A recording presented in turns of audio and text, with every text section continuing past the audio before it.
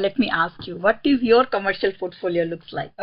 Yeah, it is interesting about commercial portfolio because when we talk about residential property, we always talk about I have 4, 5, 6, 10 or 20 or 30 properties because number matters a lot. You judge a person by saying that I have 30 properties. In commercial, it's exactly opposite. It's not the number of properties, it's the how much cash flow you are getting. And that is how, let me tell you, I collect $500,000, $500,000 net cash flow from properties. Wow. Now, if I am not telling you how many properties, because if I would have told you 6 properties, that doesn't make any sense in commercial property. It could be one. If you own one Bunnings, which is let's say $20 million property, and that is giving you probably $1.2 million rent, and you have a 10 years lease, and you know the Bunnings is not going to move out. So in commercial property is not about how many properties you own, is more about that cash flow.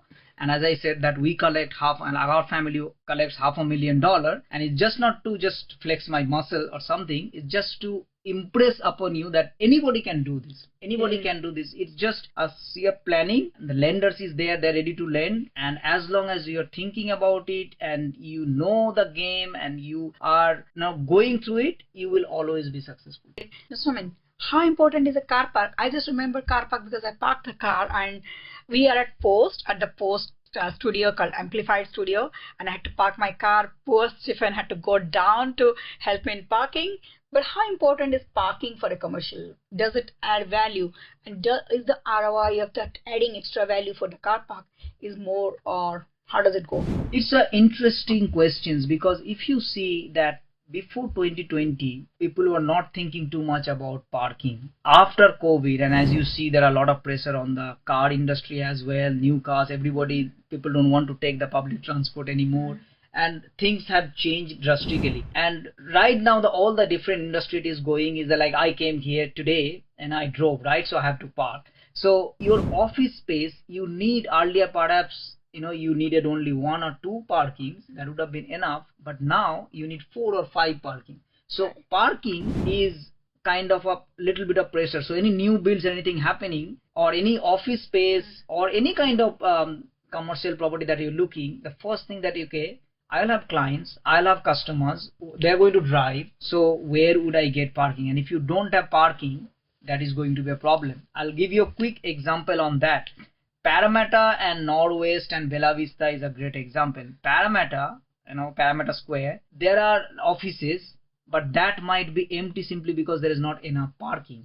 It was not designed for that. There's not enough parking. Whereas in Bella Vista, Northwest, this area, almost all the offices, they have 4, 5, 6 parking. And that's how it's becoming more and more viable to rent out or, having office there than core Parramatta where you will not have the parking and it's always busy in terms of getting parking. So parking is a big point and depends on where you are buying, what type of properties you are buying. And having a parking is of course going to add value to your commercial property. Another tech point. Whenever we speak about properties, there is a very big thing off the plan and on the sell by now, off the plan. I have seen, because this came into my mind because of Northwest, the new Infinity building and other buildings that have come up in that 7 Matilda Street, those always told off the plan 4 years back at a very great price, like literally great price. But right now, it's so difficult to buy in. So what do you think about off the plan and to buy into the business that is right now rented? How do you compare? How do you guide your clients? It's interesting point to understand the difference between residential and commercial.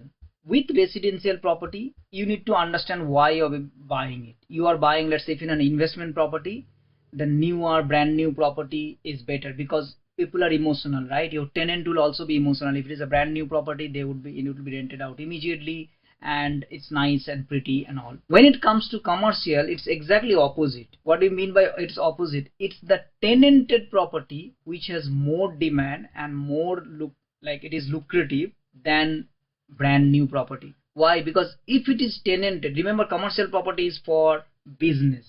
People are already doing business.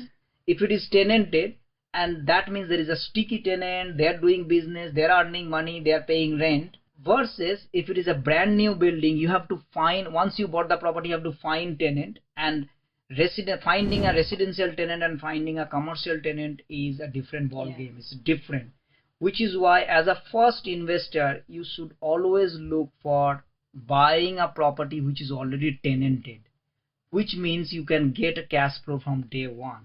It is not vacant. Now, because in residential property you'll always look, you say that, oh, okay, I'll find the tenant, and because there are large pool, lot of people coming, migrants and all.